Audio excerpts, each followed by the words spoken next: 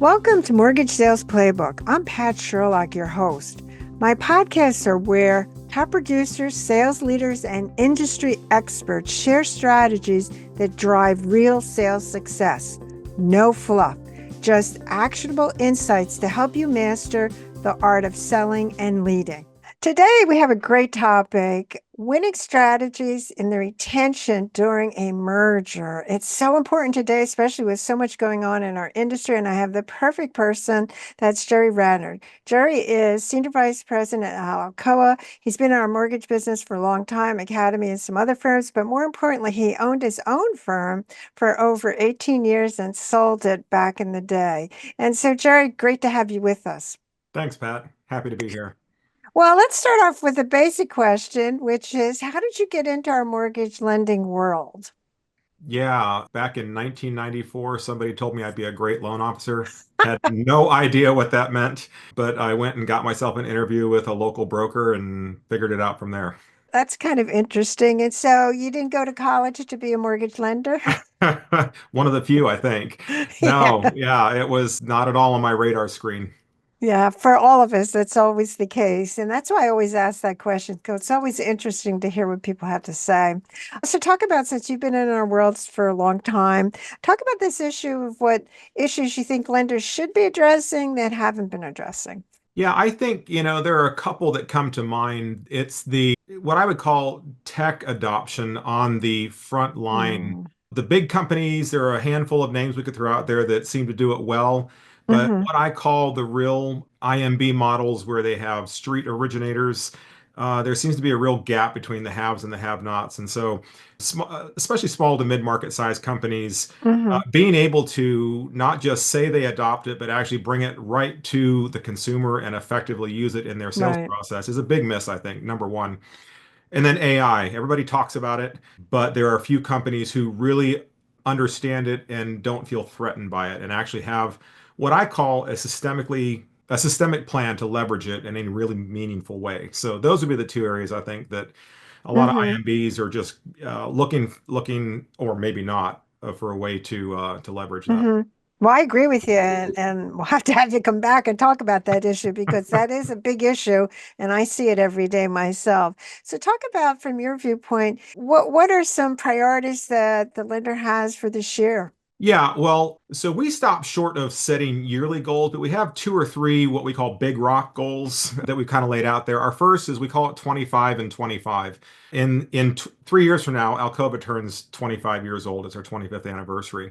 Hmm. And our goal by that year is to annually be impacting 25,000 families, whether that's through origination, whether that's through our servicing, whether that's Hmm. through our charitable investment and engagement through our branch partners. Those are the areas, those are our kind of three big rock goals. And then each year we set some priorities on how we're going to move the ball Hmm. downfield towards those big goals, but those would be our big goals that we continually hold in front of our originators. Well, that's a pretty substantial goal. So I'm excited to hear how you're doing when we go more towards the end of the year, because that's 25,000 households. Wow, that's a large challenge for sure. Yeah, we still have 3 years to get there, but I'm like, we're behind the curve a little bit, guys, so we got to step it up. Well, let's be positive, That's and it's right. around the corner. That's So, right. anyway, so let's talk about our topic today, especially with all of the mergers going on that we see. And this whole issue, and why I was so interested to talk to you is that you had your own company for 18 years, you sold it, you went through a transition, retaining the people, and how you did that. I think lenders would be very much interested to see how you did it. So, talk about I guess from the first part, you decided to sell your business. How did you handle that notification to your employees? And what did you do precisely from a standpoint of keeping them engaged so they would stay? Sure. Well, we held the news very closely until we were ready to break Hmm. it. So it was kind of a two-step process. There was about a week of engagement with my senior leadership team where I just got them together and walked them through the story and why I thought this was good for our future together. But then we had about 175 employees at the time and Hmm. probably in 17 different locations. And so I Mm. literally got on an airplane and was in multiple cities each day where I sat down and just in person walked people through that and walked them through the decision and then asked them, begged them to hold the information so I could give the same courtesy to the other groups Hmm. and the Hmm. ability to do that in person. So as we got to the end of that week, I employed one of our other executives to kind of help wrap that up. But it was Hmm. definitely, it was not the phone call, get everybody in a conference room around a phone approach. I really went for the personal approach because I thought it was important. So talk about, were they surprised that this was happening? Were they caught off guard? Or did they kind of see the tea leaves, and was that something that raised some of their credibility issues? Or I know that you went around to tell them, but I'm just curious, were they surprised or not? Very. It's the process started. We were not looking to be acquired. Somebody connected us to the company that acquired us, and I was not interested. I was not looking, but I agreed to give them 1 hour to talk to me, and that started an 11-month dialogue with them. So yeah, our team was honestly floored. They were not expecting that. We had built a very close-knit group, and I really believed that this was a very good next right step for both them and the company. But there was a lot of surprise, consternation, less than initial happy responses, dare I Okay, say. right. Yeah, a Yeah. lot of hard conversations for an extended period of time. So did they feel betrayed in some way? I think initially some of them did. I think some got it and just understood the story. And that's really important. I talk about that when people ask me about it. It's really important to understand yourself. What is the story and why is this better? Hmm. Why the company that's acquiring, the company that's being acquired, why are those two organizations better together? And you can't just wing that. You can't just kind of make that up on the fly. But yeah, there were some people who just really struggled with the decision and really came at me pretty hard. And we had some pretty direct conversations through that journey. So let's talk about when you moved to the company. I know you were talking about how you were able to retain those individuals, and obviously it started out where there was a lot of disbelief, and then it moved forward. So what happened between the time that they were notified and before actually the sale got completed? Because that's the crunch period, because that's when people, if they're not buying in, they're going to move on, and you're left with, well, I didn't really have much to sell because they all left me. So, Yeah, well, first of all, we designed the rollout so that there was only about a 2 week period from notification to oh, actual okay. Hmm. execution. As I had said, we had talked between Corridor and SWBC for about 11 months prior to that, but we didn't leave a lot of time in between me starting the conversation process with the rank and Hmm. file and to it actually being executed, Hmm. with SWBC. So there was a short amount of time, but people, they're not, people aren't property. They can leave at any point during that Sure. process. Correct. And so what we did in that process, was super important as we Hmm. told that story. So when you went there and you told them, so this 2 week period, you're notifying them, was there any other types of things that you did before the actual date of acquisition occurred? Or in other words, when the merger occurred? Sure. Yeah, we were really strategic about coming up with a timeline and a plan together with SWBC. We worked really hard to put that together. We worked really hard to get their leadership team then Hmm. flew in. And we had a series of town halls in different parts of the country with myself and our leadership team and their leadership team. We also put together a plan that would let our team participate in some of the upside of the sale of the company. We recognized that our growth from 8 employees as a broker in 2000 to 170 plus employees with all agency approvals. That wasn't just because of me, and it wasn't just because of a couple of people. It was because there were a lot of people who had poured a lot of energy into the organization. So Hmm. when we put the deal together, we really tried to make sure that we gave opportunities for our originators as well as some of our key leaders to participate in some of the upside from the sale of the organization. And so that, I think, along with being willing to engage in really hard conversations over and over with people, sometimes multiple times with one person, helped us Hmm. come together with a plan that was well thought out, well constructed.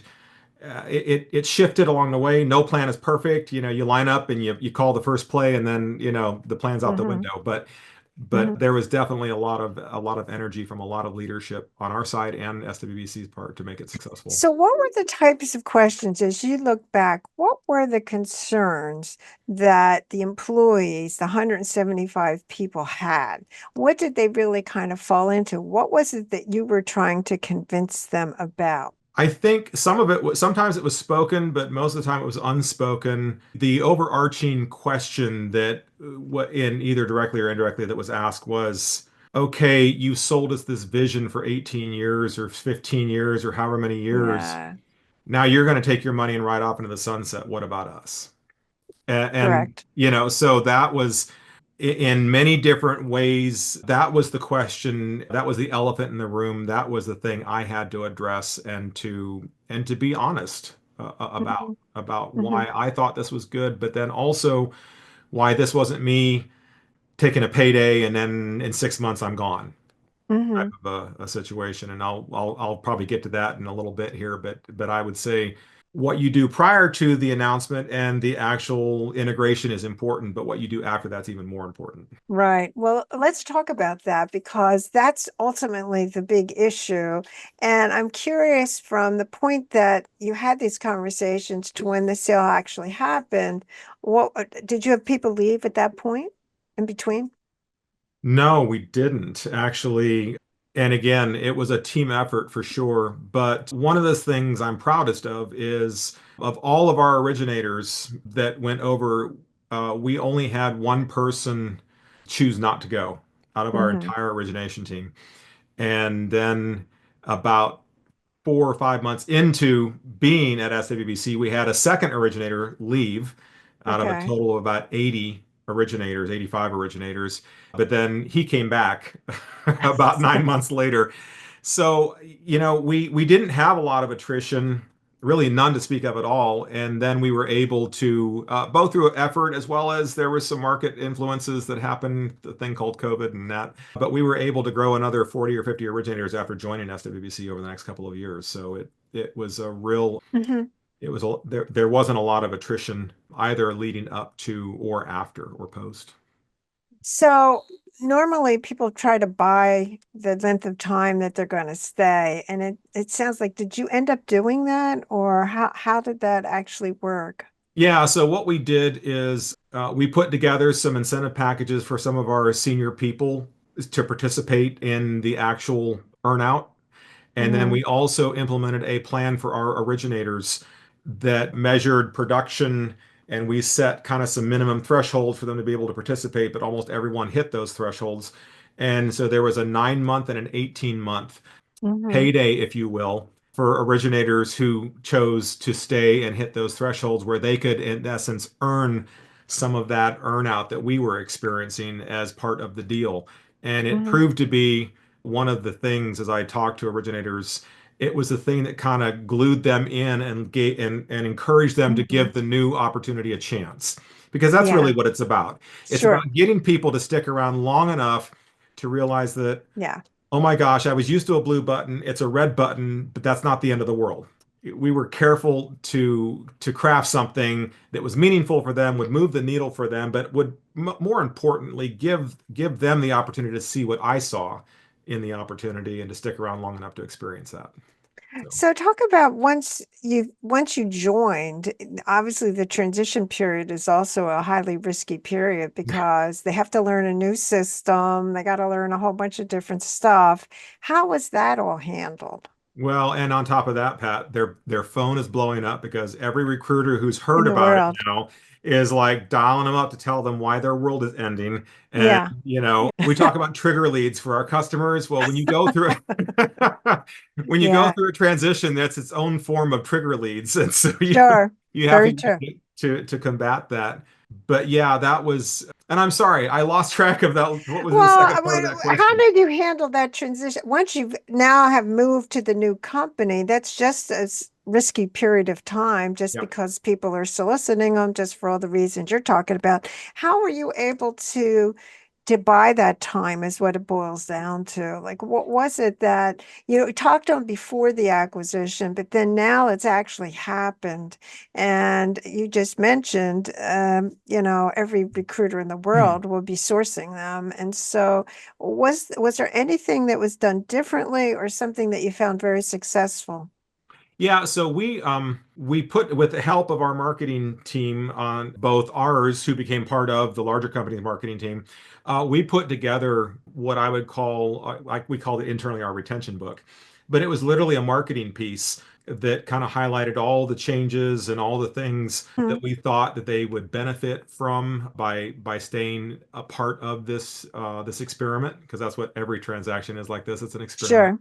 Sure, sure. But we had regular feedback sessions and town hall meetings after the transition. Okay.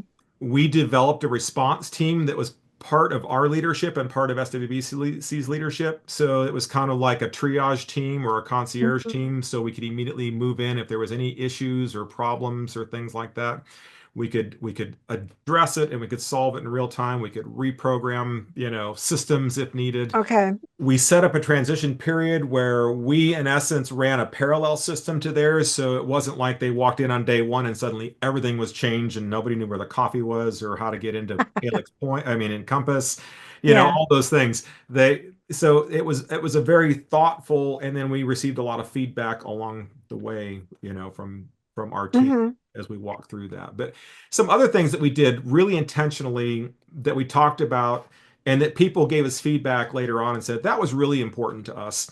We set it up with SWBC so that as part of the deal, they recognized all the seniority that our people had acquired under Corridor.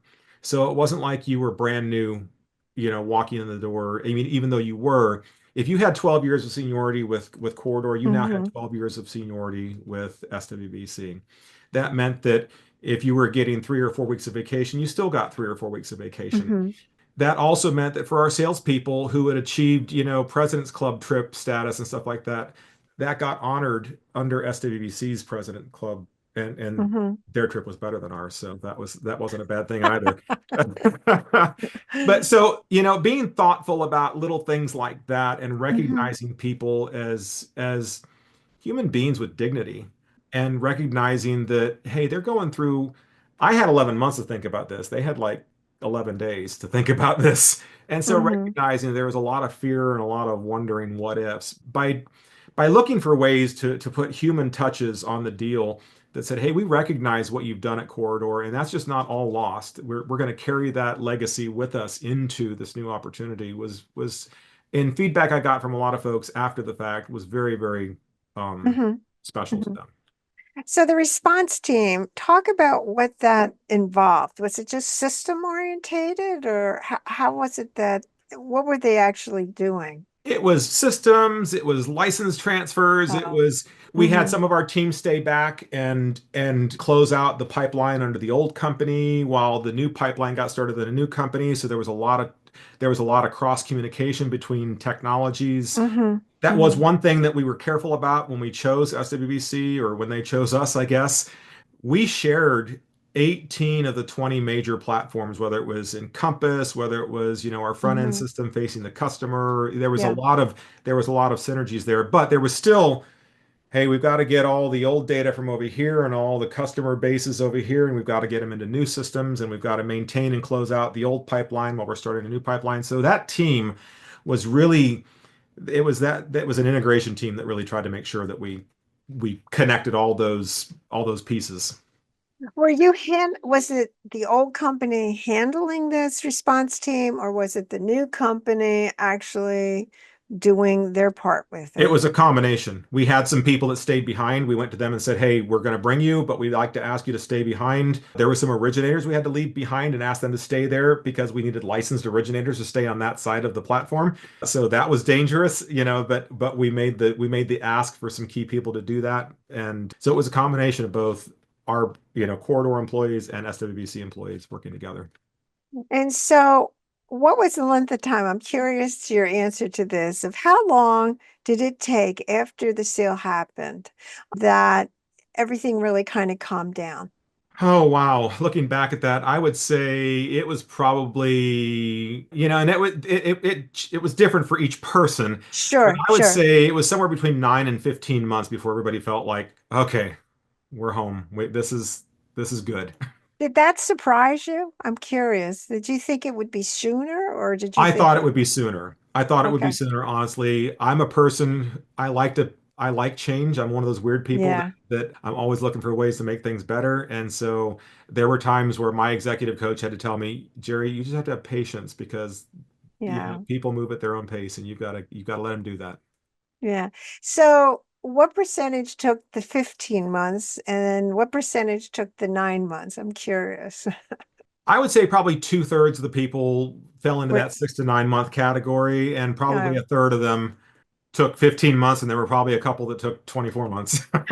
Well, that's another session. We'll talk about them Yeah. later. So anyway, but time has flown by. So if you could share with our listeners today some of the important points that you learned when the sale happens, getting the people to come with you was really not, it's probably your number one challenge. Yeah, it is the number one challenge. And, I think making sure that we had some other unsolicited bids that were better money, but we listened to the one from SWBC because it was just a better fit for our Hmm. team. And that, I think after they got through that, our team recognized that and they respected that. And that was probably that, coupled with recognizing they were real people and we treated them like real Hmm. human beings, was probably the big takeaway for us as the win. Right. You weren't sending just emails out making the No, announcement, no. which is a big mistake. I see a lot of companies doing that. Anything else you want to share, Jerry, with our listeners today? I think that people are often lost in the shuffle of corporate Mhm. restructuring, and we do that at our own peril. And I think remembering that the people who got us where we are and allow us this opportunity to do this are really the key stakeholders in what's happening. And so that's probably my charge to anybody who's considering this. That's Right. Well, Jerry, I know you're going to get lots of phone calls, so if you could share your contact information, that would be sure. great. Yeah, my email address is the letter J, Rader, Rader, at Alcova, ALCOVA.com. Hmm. And my number is 443-745-2301.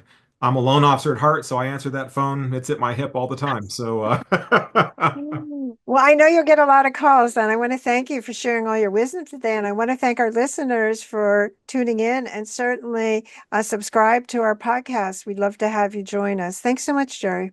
thanks, Pat. That's a wrap for this episode. Be sure to subscribe, leave a review, and share it with your team.